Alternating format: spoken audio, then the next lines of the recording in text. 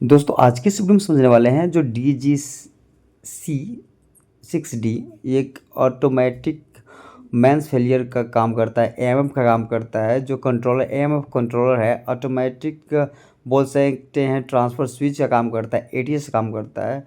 ये क्या करता है, जैसे हमारा लाइन से हमारा पूरा कंपनी चल रहा है। अब जैसे लाइट कटती है, मतलब कि जो बिजली विभाग द्वारा जब पावर आ रहा है वो कटता है तो तुरंत वो हमारा डीजी को ऑन कराता है। तो ये कंट्रोलर बहुत ही इम्पोर्टेंट है ऑटो में हमारे कंपनी को रन कराने के लिए। जैसे DGC-6D में आपको यहाँ पर देखा ऑटो और मैनुअल का ऑप्शन दिया होता है, फिर स्टॉप का, फिर आपको दिख रहा है कि यहाँ पर ऑटो और मैनुअल, मतलब A/M दिया है। इसका मतलब क्या हुआ दोस्तों, ऑटो और मैनुअल। ये रीसेट का बटन है, ये स्टॉप का, ये स्टार्ट का, ये MCB है, GCB है। मतलब MCB मतलब कि मेन जो पावर सप्लाई है उसका सर्किट ब्रेकर है, और जो GC मतलब जो जनरेटर का सर्किट ब्रेकर है वो वाला यहाँ पर पॉइंट दे रखा है। जब ऑन होगा तो उसके अनुसार वो ऑन रहेगा। बाकी सारे पॉइंट को हम समझेंगे और वन बाई वन करके पूरा। अभी देखिए आपका ये ऑटो में चल रहा है। अभी हमारा जो DG है, DGC का जो कंट्रोलर है वो ऑटो मोड में है, अर्थात जैसे ही लाइट कटेगा तो DG ऑन हो जाएगा। अब इसको हमको अगर मैनुअल में करना है तो तुरंत हम क्या करेंगे, 5 सेकंड तक जो हमारा ऑटो मैनुअल का बटन है उसको दबा कर रखेंगे तो ये क्या हो जाएगा, आपका मैनुअल में आ जाएगा। अभी मैनुअल में आ चुका है, मैनुअल ऑन का पॉइंट आ चुका है। अगर हम इसको ऑटो में चाहते हैं तो मैनुअल को ऑटो में चेंज करने के लिए A/M का जो बटन है उसको आपको और 5 सेकंड दबाना होगा, जिससे क्या होगा, ये मैनुअल में है तो ये ऑटो में आ जाएगा। जैसे हम 5 सेकंड इसको दबाते हैं, होल्ड करके रखते हैं, तो ये क्या हो गया, ऑटो में आ गया। बस ये ऑटो और मैनुअल करके हम क्या कर सकते हैं, अपने कंट्रोलर को ऑटो और मोड में और मैनुअल मोड में क्या कर सकते, कन्वर्ट कर सकते हैं। इस वीडियो में हम बहुत कुछ जानकारी लेंगे। अभी देखिए हमारा लाइट है, मतलब कि जो पावर है बिजली विभाग के द्वारा वो हमारा अवेलेबल है। तो अभी हमारा जो MCB है वो आपका इंडिकेटर दिख रहा होगा, और ये अभी देखिए हम ऑटो में था तो मैनुअल में कर दिए। अब मैनुअल का अर्थ हो गया कि हम क्या करेंगे, स्टार्ट स्टॉप बटन से हम DG को ऑन करा सकते हैं मैनुअल में। जैसे हम DG को ऑन करा रहे हैं, अभी जस्ट स्टार्ट करेंगे तो हमारा DG क्या हो जाएगा दोस्तों, ऑन हो जाएगा। देखिए हमारा DG ऑन हो रहा है। ऑन होने में कुछ समय डिले लगता है। जैसे और DG ऑन होगा तो हमारा क्या होगा, यहाँ पर इंडिकेटर RYV का आ गया। अभी ऑफ पोजीशन में हमारा सर्किट ब्रेकर है, ये जो ACB है वो अभी ब्रेक में है, क्योंकि अभी मेन पावर अवेलेबल है। तो अब हम क्या करते हैं, इसको स्टॉप करते हैं। जैसे स्टॉप करेंगे तो हमारा DG क्या होगा, स्टॉप होगा।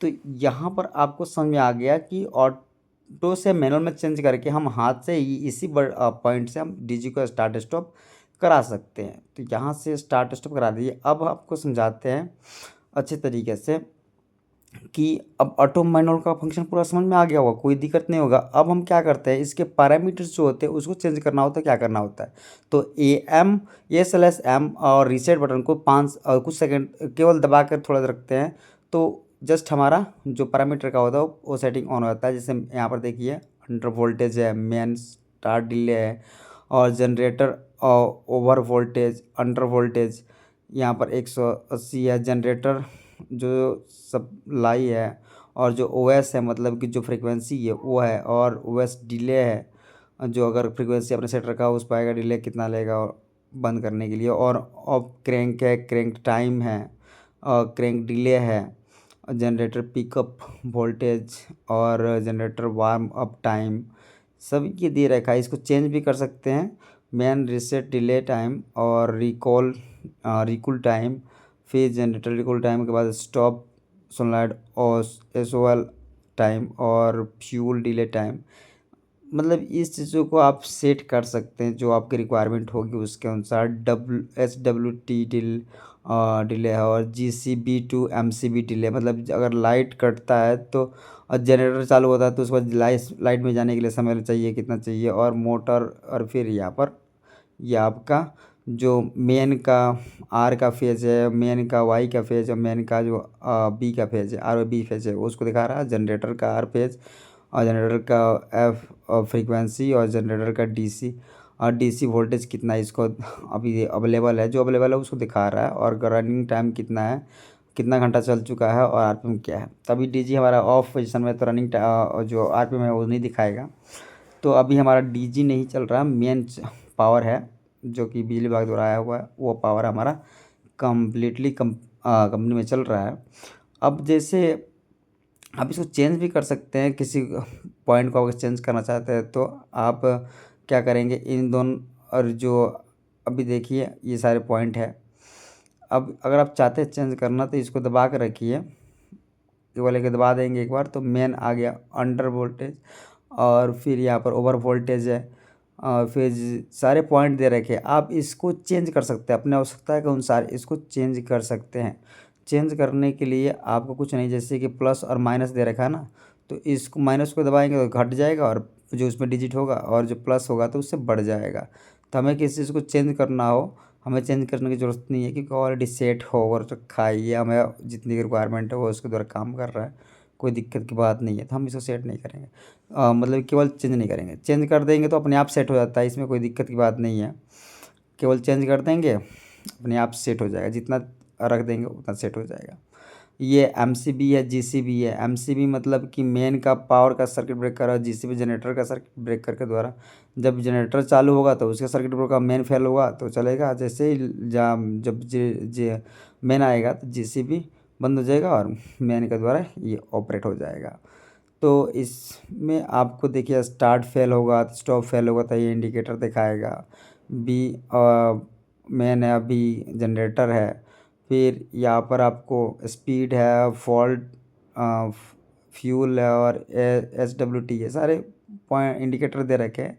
सबका इस्तेमाल हम लोग नहीं करते दोस्तों, सबका इस्तेमाल करें बहुत रेयर होता है, करना चाहिए, लेकिन इस वाले में अभी नहीं है। जिस खोल के दिखाते हैं आपको, यहाँ पर आपका कनेक्शन भी हम समझा रहे हैं, बहुत आसान तरीके से आपको कनेक्शन समझ में आएगा। देखिए इस पे कनेक्शन के टर्मिनल पर ये सारे नंबर होते हैं, जैसे कि फर्स्ट है, फर्स्ट देखेंगे आपको 1 मेन आर फेज, मेन का वाई फेज देना होता है, मेन का बी फेज, तीनों फेज प्लस न्यूट्रल देना पड़ता है। तो मेन का जो आर वाई बी और न्यूट्रल आएगा वो 1 2 3 और 4 पर कनेक्ट हो जाएगा, आर वाई बी और न्यूट्रल। देखिए यहाँ पर 3 फेज आ गए, जो मेन का पावर होगा उसका आर वाई बी और न्यूट्रल इस कंट्रोल में लग जाएंगे। तो 1 से लेकर 4 तक ये चारों कनेक्ट हो जाते हैं। कनेक्शन बहुत आसान होता है दोस्तों।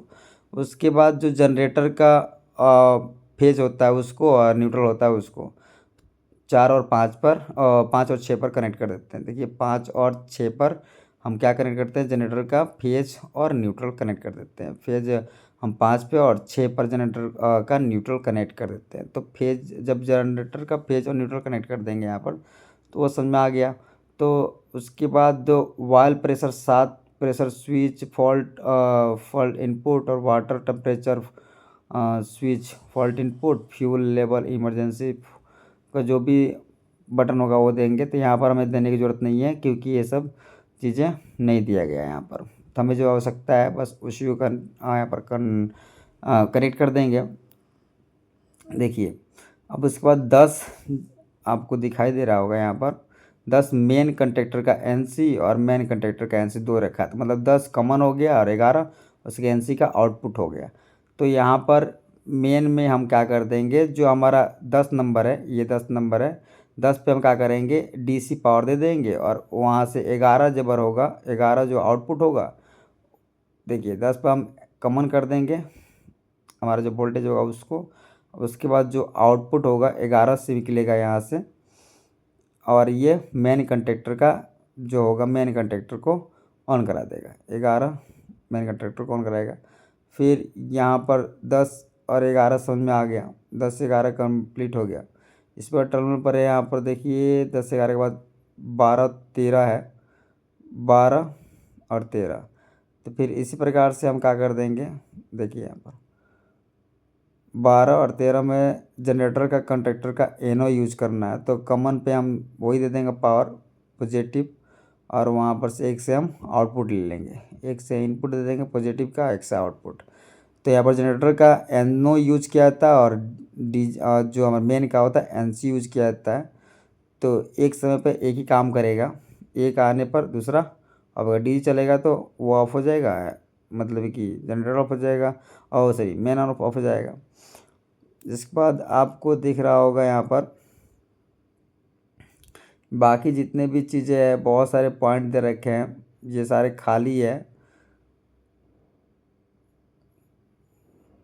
ये सारे अब यहाँ पर जो 19-20 है यहाँ पर पॉजिटिव और निगेटिव बैटरी से जो आया हुआ उसको दे दिया जाता है और पॉजिटिव को लेकर के कंट्रोलिंग कर लिया जाता है। ठीक है, कंट्रोलिंग को कॉमन कर दिया गया है। आसान तरीके से समझ में आ रहा होगा, कोई बड़ी बात नहीं होती दोस्तों। बस आपको कुछ समझना होता है, कुछ पॉइंट देखोगे तो आपको समझ में आएगा। बाकी जो वायरिंग होती है वो एक्चुअल जब कंट्रोलर हाथ में आता है तुरंत आपको समझ में आने लगता है, कोई बड़ा इसमें इश्यू नहीं है। अगर डाउट होता है तो आपको ज़रूर कमेंट्स करें। डाउट के ऊपर वीडियो बहुत अच्छे से हम कंप्लीटली बनाएंगे, क्योंकि ये आसान है। ये शुरू में आपको लगेगा कि बहुत कुछ कंफ्यूज कर रहा है, ऐसा कुछ भी नहीं होता दोस्तों। बस आप देखते जाओगे, समझते जाओगे, क्योंकि जब तक आप उसको हाथ में नहीं रखो, कोई भी चीज़ जो जब तक अपने हाथ में नहीं आता है दोस्तों तो बहुत हार्ड लगता है, और जब अपने हाथ में आता है तो बहुत आसान होने लगता है, सिंपल हो जाता है। बहुत कन्फ्यूजन बहुत होती है, लेकिन जब आप अपने हाथ में लोगे किसी चीज़ को तो सारी कन्फ्यूजन क्या होती है, दूर हो जाती है। ये अपनी डिजिट 400 kVA की है दोस्तों, आपको दिखाई दे रहा होगा। ये ऑटो में हम रखते हैं क्योंकि हमें ऑटो में इसको स्टार्ट करना है, तो इसका फंक्शन हम ऑटो में कर रखे हैं, और मैनुअल में चाहे तो मैनुअल में कर सकते हैं। 400 kVA की डीजी है, इसमें 630 एम्पियर का MCC भी लगा हुआ है, और ये हम ऑटो में चला रहे हैं। तो उम्मीद करता हूँ वीडियो पसंद आएगा। मिलते हैं नेक्स्ट वीडियो।